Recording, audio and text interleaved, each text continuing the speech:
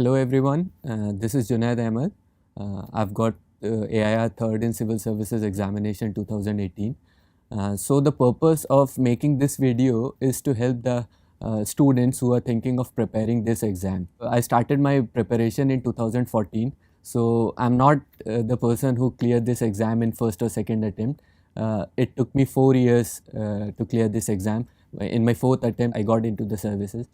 So I have certain experience which I want to share with you people, the journey which I had and the preparation tips which I want to give you people. There are certain mistakes which I committed, so I want to share with you people so that you should not commit those mistakes. So for a beginner, the first thing is the question which comes up is when to start. That is the first basic question for the beginners. I've seen many people asking me that whether we should start the preparation in graduation itself, or I've received calls of students who are in 11th, 12th class asking me whether we should start preparation during 11th, 12th. So I want to clear this thing in the very beginning that when you are into your graduation or into your schooling, you should focus more on that part. That is very important because the knowledge which you will acquire there will ultimately help you in clearing this exam. So the basic focus should be on your graduation. That is the first thing. So when to start in the end years of your graduation, you should have a goal that you want to clear the civil services. But in the end year of graduation, you should start focusing on this exam. Second question which comes up is how to start. That is a very important question because the syllabus is very vast and it is very difficult for the beginners to understand the pattern of this exam. So here in this video, I am going to share some mistakes which I committed so that you can have a good overall plan for clearing this exam. So first thing is you need to understand certain things before starting your preparation. And the first thing you need to understand is the time period. At least 2 to 4 years are required for clearing this exam. Say if you clear this exam in first attempt also, then also it requires 2 years because you start your preparation, then the whole circle of exams completes in 1 year, and up to the time you go to the academy it takes around 2 years. So you should have this period in your mind that it will take minimum of 2 years and it can go up to 4-5 years. So you should be ready for that. That is very important first thing that you need to understand. The second thing is, as everyone knows, UPSC is called as the mother of all exams. So you require ruthless determination in this exam. Everyone know it's a fact that the success ratio of this exam is very less, to the tune of 0.1%. Lakhs of candidates appear in this exam and only few get selected. So ruthless determination is what is required for this exam. So this is second most important thing. There is no space for committing any mistake in this exam. I've seen people who have given interview and then they have plugged in prelims. There is no space for committing mistake. You need to understand this thing. Third thing you need to understand before starting your preparation is that the exam, it's a long process and you'll see many failures during this exam. I'm telling this based on my experience. I've failed in prelims, mains, interview. So there are a lot of failures. So you need to prepare your mind. You need to prepare yourself for these failures. If you'll be ready, if you'll accept these failures, if you'll see it in a positive perspective, then they'll teach you a lot. So these few things are there that you need to understand before starting your preparation. So now I'll come to how the whole strategy should be to prepare for this exam. So basically what happens in our college system, normally it is the case that in June the graduation gets complete and people start preparing for this exam. So what I have made is I've taken June as the starting point, and from June to next 2 years I've made this plan because at least minimum 2 years are required for this exam. So when you come in June, suppose you are starting your preparation. So the first thing what you have to do is you have to cover your basic NCERTs. That is very important. That will make your base understanding of all the subjects, history, polity, social science and everything. So reading NCERTs is very important and you have to be very thorough with the NCERTs. Don't just read them to finish those NCERTs, read them to understand them in a very better way.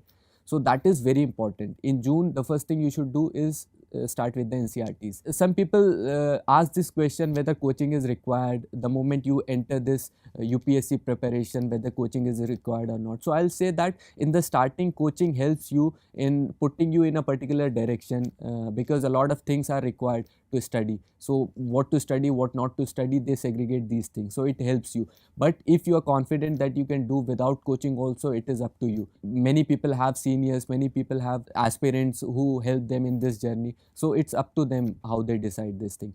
So from June to September, that is the first period where I'll focus upon. The first target is NCERTs. As I have already said, you need to cover these NCERTs thoroughly. The second thing is your optional. You have to select your optional very wisely because ultimately your selection depends on the marks of optional. So when you're coming after graduation, the main reason behind selecting your optional should be your interest. Many people say that I have particular subject in graduation but I'm not comfortable in it. So you should not go for it. If you are very comfortable in your graduation subject, go for it. It doesn't matter what is the trend of that particular subject, how many marks are coming or how many students are taking that subject. If you have interest, if you think you are confident you can get marks in that subject, go for it. That is, interest is the main criteria before selection of your optional. So I'll say that what I did for my optional selection, I shortlisted few subjects like geography, history and political science. I read few books of these subjects and I realized that geography is the subject that interests me more. So I took geography as my optional. Your interest should be the main criteria behind your optional selection. So June to September, June, July, August, September, these 4 months are there in the starting. So you have to start your GS preparation and optional preparation simultaneously. So when NCERTs are covered, you have to start your optional also. You can join any coaching for your optional, or if you think you can do self-study, you can start with that. So in these 4 months, you should focus these two things. So this is the first thing that you need to understand in these 4 months. And also the syllabus and previous year's papers, they are very, very important. When you start your preparation, focus on these two things. At least for 1 and 1.5 months, you need to analyze the previous year's papers and syllabus. They'll give you an idea what UPSC is asking and what is the demand of UPSC. The easier it is for you to understand, the easier it will be for you to clear this exam. So focus on this part. And people ask me that when you are starting your preparation, whether answer writing should be your priority, whether newspaper should be your priority. I'll suggest that in these 4 months, you should not focus much on newspapers and you should not focus much on answer writing. Answer writing in these 4 months you should do for the sake of writing only. I'll suggest on the weekends you can go for answer writing. Few questions of previous years you can write, and you can write some essays that you should write only to make it as a habit.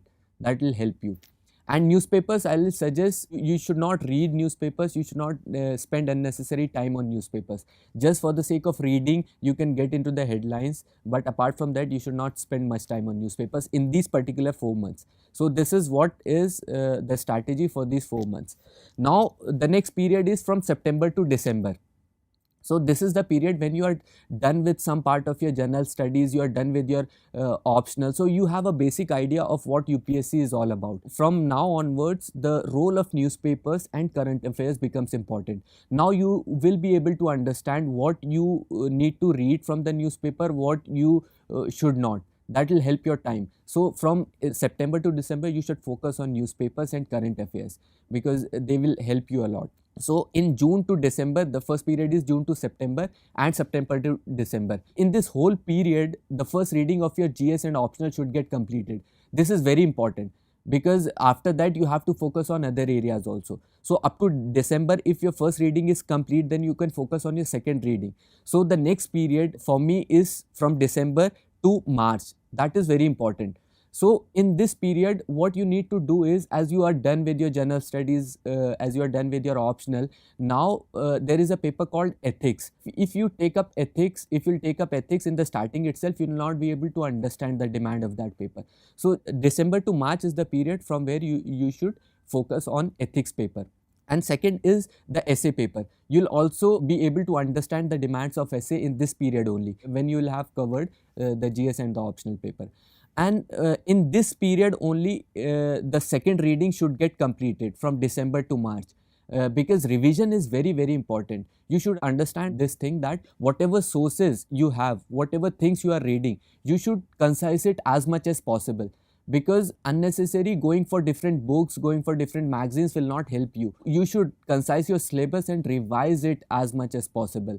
And in this period only you should develop this habit of note making. That is very, very important. So note making is something that will help you in mains as well as in prelims also. So in this period you should focus on your notes making. In another video I'll take up how to make notes. In this video I'm taking up what strategy you should follow. So this is the period from December to March where the second revision should be done, and the ethics and essay paper you should get an idea of, and you should start preparing your notes. So the next period, which is from March to June, usually the prelims is in June. So March to June should be solely dedicated for prelims. What happens that when you're starting in June and preparing up to next June, you have an integrated study. You focus on prelims, you focus on mains, everything you do. So in this particular period, March to June, you should focus on prelims only. So this is very important. So for prelims, you should do test series as much as possible. They are very, very helpful. They'll help you in getting an idea what kind of questions comes in the exam, and they'll help you in developing that thing, that how you are going to tackle this exam in the examination room. So test series is very important. Second thing which you should focus in this period is the time management. How you are going to manage your time. I've seen people who have flunked prelims and who were doing very good in the test series, and the only reason why it happened was because they were not able to manage the time because of the pressure which was there in the examination room. So this is very important. Third thing which you should focus in this period is the books in which the objective part of syllabus is more. For example, Spectrum of History is there, which covers the minute details which can be asked in the exam, and also these things are usually we forget these things, so you have to revise these things again and again. So Spectrum, Lakshmikant, and all these books which contain objective things, they need to be revised again and again in this period. So this is how you should strategize the things. Now the prelims day is in June, so up to June your whole strategy is fixed. As soon as you give the prelims, the main thing is you come and check the answer key whether you are clearing it or not. So it is important that you should start your preparation of mains from that day itself. If you think that whether I am clearing or I am not clearing, you will waste your time, because 1 month it takes for UPSC to give the result for prelims exam. So you start the preparation from the next day itself of prelims. So now you have a time period from June to October. Mains is in October. So what should be your focus in these June, July, August, September, October, in these 4-5 months? Your focus, main focus in these months should be answer writing. You should understand this thing that if you will not practice answer writing, you cannot clear mains. It is an essential part of mains.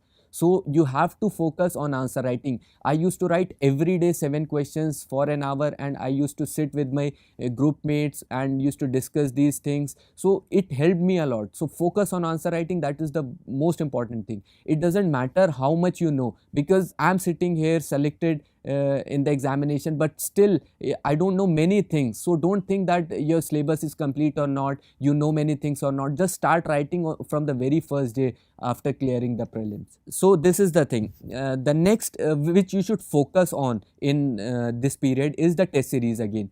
A test series is something which will give you an idea how you are going to manage your time in the exam, because 3 hours are there and 20 questions are there. How you are going to finish it up, that is very, very important. The first task is to finish the questions. So test series will help you in managing your time for mains examination. The third thing which you should focus in this period up to October is your current events and your notes. That is very, very important. Whatever issue is coming up, you should link it with the syllabus and you should make your notes of that particular topic. That will help you in preparing for mains. What happened when I went for writing the exam, whatever questions were there, either I had note of those particular questions or I had already written those questions. So that should be the thing, that you should have practiced. If you'll start thinking there that what I should write in that particular question, then the time will get lost and you'll not be able to complete the paper. So these things you should focus in this period: answer writing, test series, your current affairs notes, and your revision. That will help you a lot in your mains examination. So this is up to October. When the mains will get over, you'll have a period of 2-3 months where you'll have to start your preparation for interview. After October, after giving your mains, you should not wait for your result. It takes around 1.5 months. You should start your interview preparation. And for interview, what is required is your opinion, your decisiveness, how expressive you are. These all are things which the interviewer looks in the candidates. So what you should do is you should read newspapers thoroughly during this time. If possible, 2 newspapers you can read. You should make opinion on various issues, particularly debatable issues. You should be confident while presenting yourself. You should have an opinion. These all things are very, very important. Second thing is the mock interviews. They are also very helpful. When you give mock interview, the interviewer, they tell you what problems you have, what things you can improve upon, your verbal, non-verbal issues which are there. So they'll help you refine your personality. So you can go for 2-3 mocks for this thing. And third most important thing is your DAF preparation. That is very important. When you're going for interview, the interviewer mainly asks questions from your DAF only, your educational background, your place of working, or whatever things you have in your DAF, your hobbies. So you should prepare your DAF thoroughly. Most 80% of the questions from the DAF only. So these are some important things which you should take into consideration while preparing. So I've given you a basic idea from June to next June how you are going to prepare for prelims, mains and interview. I think this will be helpful for you people. In the end, I want to say one thing, that every toppers gives his own strategy, how he prepared, what he has done, but every individual should devise his or her own strategy. I have told you many things. If you think they are good, you should take them, and if you think that you can improve on them, you should definitely go for it. So it is upon an individual's strength how they can prepare for this exam. Okay, wish you all the best, and I hope this video will help you in preparing for this exam. Thank you. Don't forget to like, share and subscribe to our channel and press the bell icon to never miss an update.